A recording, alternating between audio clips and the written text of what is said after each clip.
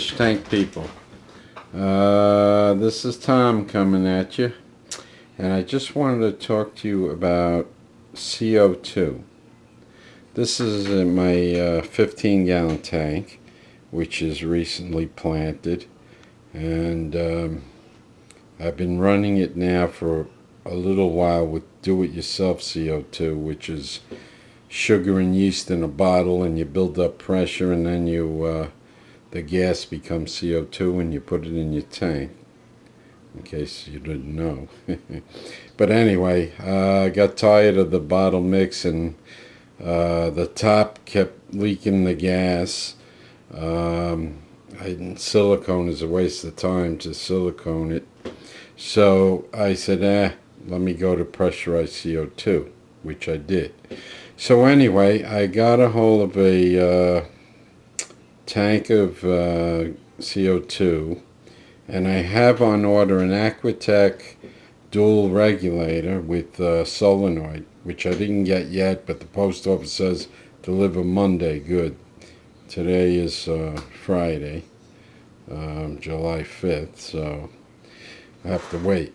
But anyway, in the meantime, today I got a regulator that I had ordered about 20 days ago from China, and I'm using that, and it's pretty good. The needle valve really can get the control down nice and smooth.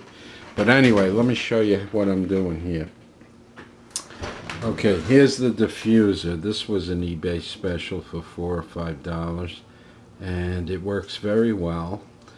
It really, if I turn up the CO2, it really diffuses almost into a mist, but I don't want to put that much CO2 in my tank. I have it running now at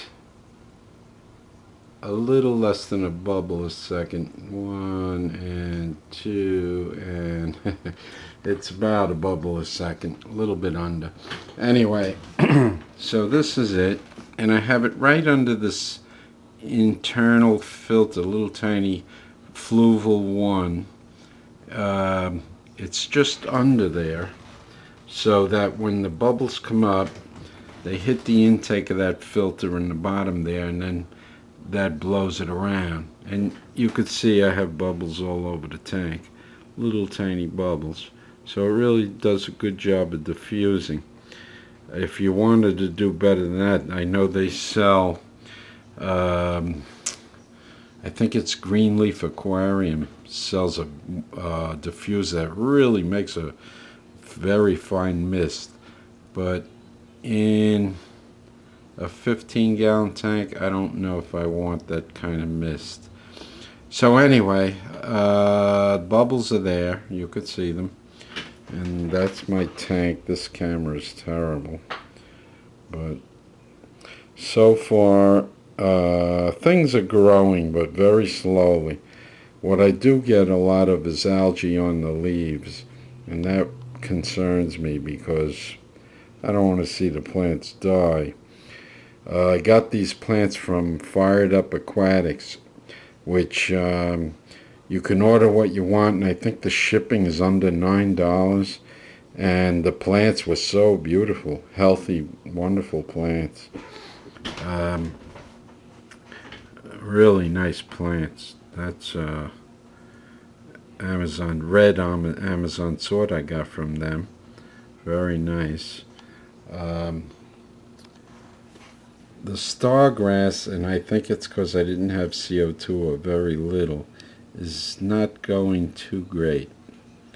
It's kind of, now that I have pressurized CO2, I bet you I see better.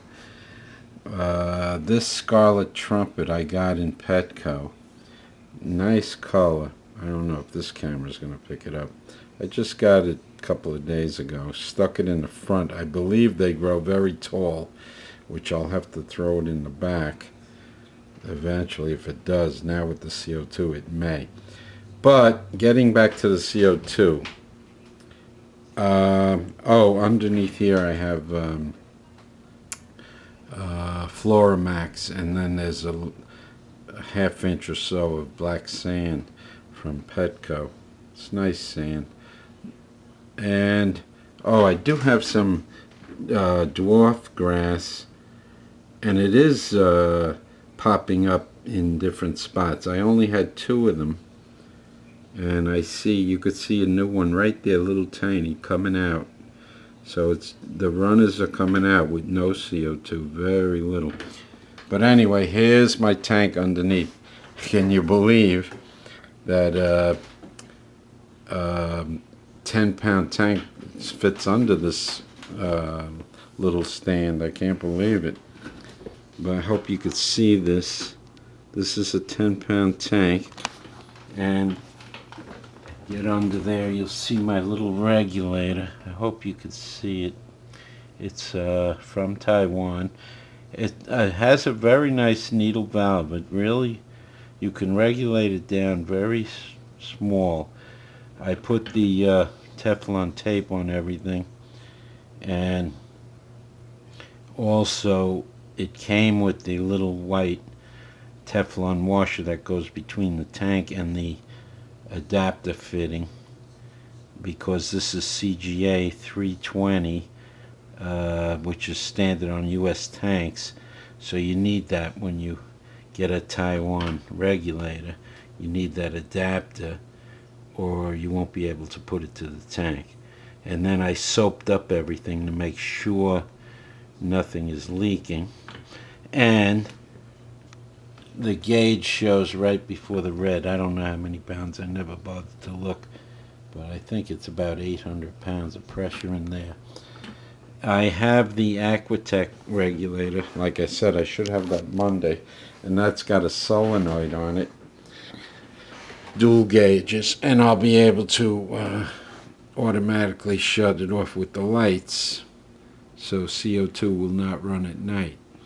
What I'm doing now is I'm just turning the tank off when the lights go off, so no CO2 at night.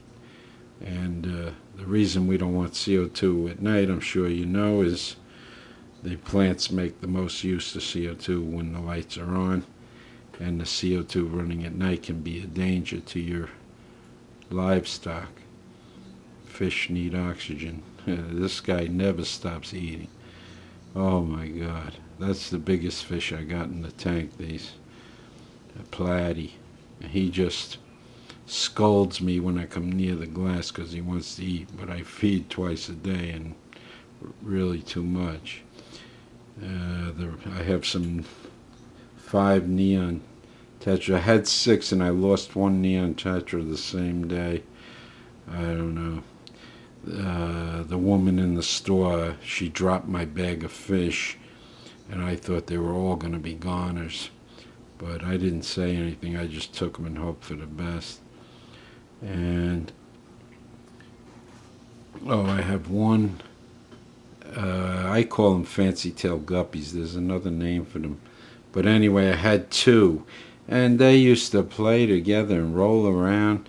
And then one day I saw the one, he was just sitting on the Brazilian pennywort, and sat there most of the time and moved a little, didn't eat, and a day later was dead. His breathing looked fine, and he just maybe an internal infection, I don't know. But and then I have these red tail, oh my God, I can't think of the name of them. Anyway, you know what they are. Mountain, can't think, geez, mine's going. I better have another cup of coffee. And what else I got here? That's all I have in the tank. Oh, I have 4 shrimps, yes. And they come up like they're fish, looking for food, and hitting into the fish. And as soon as I feed, especially brine shrimp, they come running up just like fish to the top of the water looking for food. I got 4 of them in here somewhere. There's the one, there he goes. Come on, there you go, blah, blah, blah. Yeah, see if I can get a better shot of him. He's blending in there with the sand. There he goes. Okay. Alright, so I'll see how this tank goes. My light is Phoenix Fuge, which I think is adequate for this 15 gallon. This is what, 11 inches or so from the substrate to the top, and then this is off the water about an inch and a half or 2 inches. It's a terrific light. It uses 10 watts of power. I mean, can't beat that. I don't know if the camera will pick up the light, but I got the blues on too. See how that goes. I like the way they really light up the neon tetras with the blues, although this camera probably won't show it. But anyway, yes, the neons, I have 5. I wish I had the 6, but the 6th one died. That's the way it is with fish, you know. You never know. You can't talk to them to know when something's wrong. You just do the best you can with your water changes and upkeep and feeding them. Keep the temperature right. I have had that for years and years on my reef tank. I keep the temperature at 77 during the summer here, July and August, without the heater plugged in, because this room stays about that temperature. But if I see the nights getting cool, I'll plug in the heater. And that's about it. I'll keep you posted on what's going on with the plants as far as CO2 is going, if it's going to